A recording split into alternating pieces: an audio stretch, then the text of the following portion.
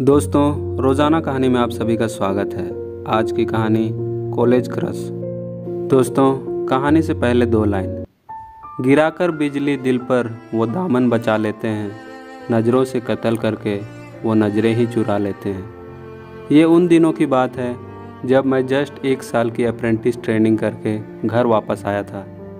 कुछ काम नहीं होने की वजह से मैं फिर से पढ़ाई करने का सोचा और कॉलेज ज्वाइन कर लिया और साथ ही पार्ट टाइम जॉब भी करने लगा ताकि मैं अपने वैकेंसी के लिए और कॉलेज के फ़ीस के लिए पैसे निकाल सकूं। मैं अपने कॉलेज कम ही जाता था क्योंकि उतना पढ़ाई भी नहीं होता था, खुद से तैयारी करनी पड़ती थी।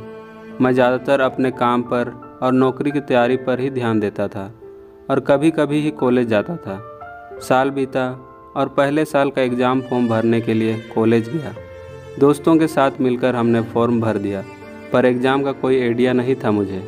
पहला दिन का ही एग्ज़ाम मेरा बेकार चला गया और मैं एक सब्जेक्ट की वजह से फ़ेल हो गया। मुझे दुख तो हुआ बट हार नहीं मानी और दूसरा साल फिर से एग्ज़ाम दिया। इस बार मैं पास हो गया।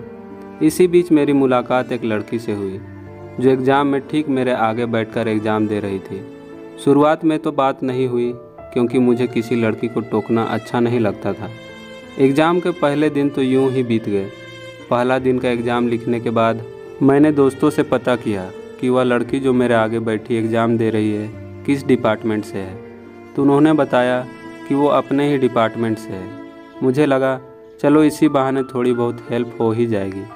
पहले दिन तो बात नहीं हुई, पर दूसरे दिन एग्ज़ाम शुरू होने से पहले वह लड़की खुद मेरे सीट पर आई और पूछने लगी कि तुम किस डिपार्टमेंट से हो।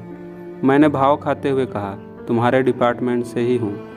उसने कहा तब तो अच्छी बात है, मुझे भी कुछ कुछ बताना। मैंने भी हाँ कहकर यूं ही मुंडी हिला दी। पूरे 3 घंटे का एग्ज़ाम था और उसने पूरे 3 घंटे मुझे परेशान किया। एग्ज़ाम की समाप्ति के बाद मैंने कहा क्या आज की तैयारी करके नहीं आई थी? तो उसने कहा मुझे आज की ये सब्जेक्ट उतनी अच्छी नहीं लगती और पढ़ाई भी नहीं की थी। अब रोज़ इसी तरह धीरे धीरे बातें होने लगी। कुछ वो बताती, कुछ मैं बताता। इस साल की सभी पेपर हमने दे दी और लास्ट पेपर के दिन उसने मेरा फ़ोन नंबर भी मांग लिया। पहले तो मैंने फ़ोन नंबर देना ठीक नहीं समझा, लेकिन फिर दे दिया क्योंकि एक दूसरे की हेल्प हो जाएगी किसी भी सब्जेक्ट के लिए। और साथ ही वह किसी दूसरे ज़िले से यहाँ पढ़ने के लिए आई थी, तो उसको मेरी ज़्यादा ज़रूरत थी।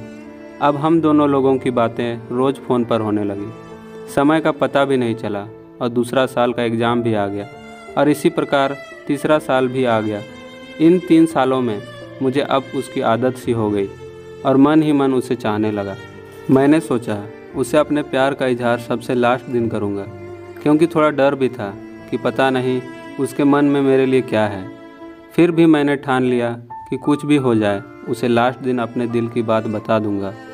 जब समय आया तब मुझे पता चला कि उसका तो पहले से बॉयफ्रेंड है। मेरा तो जैसे दिल ही टूट गया और मैं उससे कुछ नहीं बोल पाया, क्योंकि जब हम लास्ट एग्ज़ाम देकर निकले तो बाहर निकलते ही उसने मुझे अपने बॉयफ्रेंड से इंट्रोड्यूस कराई और बोली कि वे दोनों शादी करने वाले हैं, बस एग्ज़ाम ख़त्म होने की इंतज़ार हो रही थी। उन्होंने इनवाइट भी किया, लेकिन उनकी शादी में क्या आंसू बहाने जाता, इसलिए बस अपनी मुंडी हिलाई और वहाँ से बाय कहकर चला गया और दोबारा मैंने उससे कभी बात भी नहीं की।